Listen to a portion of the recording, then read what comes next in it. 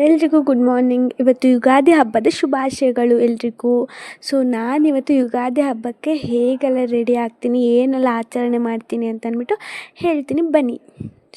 ನಮ್ಮ ಪಿ ಜಿಯಲ್ಲಿ ಒಳ್ಳೆ ಜೋರಾಗಿ ರೆಡಿ ಮಾಡಿದ್ದಾರೆ. ನಾನು ದೇವಸ್ಥಾನಕ್ಕೆ ಹೋಗಿ ಬರೋಣ ಅಂತ ಅಂದ್ಬಿಟ್ಟು ದೇವಸ್ಥಾನಕ್ಕೆ ಹೋದೆ. ಏನು ಮಾಡೋದು, ಬೈಕ್ ಇಲ್ಲದೆ ಹೋಗಿರೋ ಜೀವನ, ಬಸ್ಸಲ್ಲಿ ಆಡ್ಕೊಂಡು ಹೋಗ್ತಿದ್ದೀನಿ.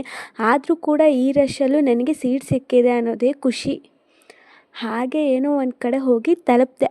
ಅಲ್ಲಿ ನೋಡಿದರೆ ಮುಂದಕ್ಕೆಲ್ಲಿ ಹೋಗೋದಂತಲೇ ಗೊತ್ತಾಗ್ತಿದ್ದಿಲ್ಲ. ಹಾಗಾಗಿ ಇನ್ನೇನು ಮಾಡೋದು ಅಂತ ರ್ಯಾಪಿಡೋ ಬುಕ್ ಮಾಡಿದೆ. ಅಲ್ಲಿ ನೋಡಿ ಎಷ್ಟೊಂದು ಪಾರಿವಾಳಗಳಿವೆ.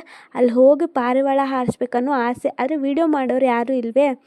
ಟೈಮಿಗೆ ಸರಿಯಾಗಿ ಊಬರನ್ನು ಬಂದ. ಇದೇ ಸಿಕ್ಕಿದ ಚಾನ್ಸ್ ಅಂದ್ಬಿಟ್ಟು ಅವ್ನ ಕೈಯಲ್ಲಿ ವೀಡಿಯೋ ಮಾಡೋಕ್ಕೆ ಕೊಟ್ಬಿಟ್ಟು ಹಾಗೆ ಹಕ್ಕಿ ಹಾರ್ಸೋಕ್ಕೆ ಹೋದರೆ ನನಗೆ ಹಕ್ಕಿ ಹಾರಿಸ್ಬಿಟ್ಟ. ಏನಂತ ಅಂದರೆ, ಒಳ್ಳೆ ಹಕ್ಕಿ ಹಾರೋದನ್ನು ವೀಡಿಯೋ ಮಾಡು ಅಂತಂದರೆ ರೋಡ್ ಕ್ರಾಸ್ ಮಾಡೋದನ್ನು ಚೆಂದ ವೀಡಿಯೋ ಮಾಡಿದ್ದಾನೆ ನೋಡಿ. ಒಂದು ಹಕ್ಕಿ ಹಾರಿದ್ದು ನೆಟ್ಟಗೆ ವೀಡಿಯೋ ಕವರ್ ಮಾಡಿಲ್ಲ. ಆಮೇಲೆ ಏನೋ ಒಂದು ರ್ಯಾಪಿಡೋಲ್ಲಿ ಪಡ ಹೋಗೋಣ, ಫ್ರೆಂಡ್ಸ್ ಎಲ್ಲ ಕಾಯ್ತಿದ್ದಾರೆ, ಹೆಂಗೋ ಲೇಟಾಗಿ ಬಂದುಬಿಟ್ಟಿದ್ದೀನಿ ಅಂತ ಹೋದರೆ ಅದ್ಯಾವುದೋ ಮ್ಯಾಪ್ ಹಿಡ್ಕೊಂಡು ಎಲ್ಲಿಗೋ ಕರ್ಕೊಬಿಟ್ಟವನೆ. ಆಮೇಲೆ ಮತ್ತೆ ಅವನಿಗೆ ಗೊತ್ತಿಲ್ಲ, ನನಗೆ ರೋಡ್ ಗೊತ್ತಿಲ್ಲ ಅಂತ ಹೇಳಿಬಿಟ್ಟು ರ್ಯಾಪಿಡೋ ಬುಕ್ ಮಾಡಿದರೆ ರ್ಯಾಪಿಡೋ ಅವನಿಗೆ ರೋಡ್ ಗೊತ್ತಿಲ್ಲ. ಅದಾದಮೇಲೆ ಇವ್ರನ್ನ ಕೇಳ್ಕೊಂಡು ಅಂತೂ ಇಂತೂ ನಾನು ದೇವಸ್ಥಾನ ರೀಚ್ ಆದೆ. ಅದಾದಮೇಲೆ ಇವನಿಗೆ ಪೇ ಮಾಡಿಬಿಟ್ಟು ಅವನು ಹಾಗೆ ಹೀಗೆ ಅಂತ ಸ್ವಲ್ಪ ಉಗಿದು, ರೇಟ್ ಜಾಸ್ತಿ ಮಾಡಿಬಿಟ್ರಿ ನೀವು, ಅಲ್ಲಿ ಇಲ್ಲಿ ನನ್ನ ರೋಡ್ ತಪ್ಪಿಸಿ ಅಂತ ಅಂದ್ಬಿಟ್ಟು ಹಾಗೆ ವೈಕುಂಠ ಹಿಲ್ಸಿಗೆ ಇನ್ನೇನು ಬಂದನಲ್ಲಪ್ಪ ಅಂತ ಕೈ ಮುಗಿಯಕ್ಕೆ ಹೋದೆ. ಹಾಗೆ ಇನ್ನೊಂದು ಟ್ರ್ಯಾಜಿಡಿ ಏನಂತ ಆದರೆ, ಇವರೆಲ್ಲ ನೋಡಿಬಿಟ್ಟು ನನಗೆ ನಗ್ತಿದ್ದಾರೆ.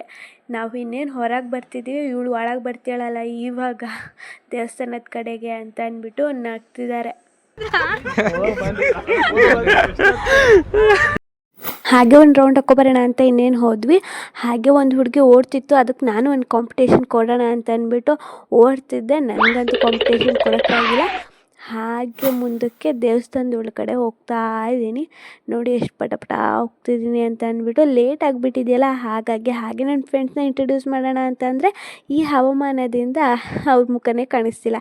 ಆದರೆ ಸ್ನ್ಯಾಪ್ಚಾಟ್ ತುಂಬಾ ಹೆಲ್ಪ್ ಮಾಡ್ತೀವಿ. ನೋಡಿ ಎಷ್ಟು ಚೆನ್ನಾಗಿ ಕಾಣ್ತಿದ್ದಾರೆ. ಹಾಗೆ ದೇವಸ್ಥಾನ ಮಾತ್ರ ಸಖತ್ತಾಗಿದೆ. 2 ಕಣ್ಣು ಸಾಕಾಗಲ್ಲ ನೋಡೋಕ್ಕೆ, ತುಂಬಾ ಚೆನ್ನಾಗಿದೆ. ಹಾಗೆ ವ್ಯೂ ಪಾಯಿಂಟ್ ಕೂಡ ಸಖತ್ತಾಗಿ ಕಾಣುತ್ತೆ. ನನಗಂತೂ ತುಂಬಾ ಖುಷಿ ಆಯಿತು. ಹಾಗೆ ನೆಮ್ಮದಿಯಿಂದ ಹೋಗಿ ಬರ್ಬೋದು. ನೋಡಿ ಪ್ರಸಾದ ಕೂಡ ಕೊಡ್ತಾರೆ.